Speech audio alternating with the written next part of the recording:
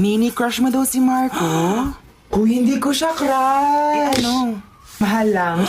Ay, di ba ex ni Marie yun? Di ba alam ang girl code? Mini, balita ko crush mo daw yung ex ko, si Marco. Sabi ko, paano mo nalaman?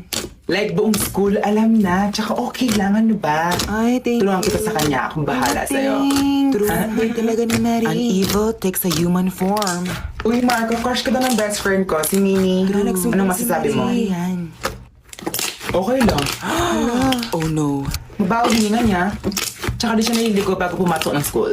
Okay lang? Ew, she's spitting facts. I know, right?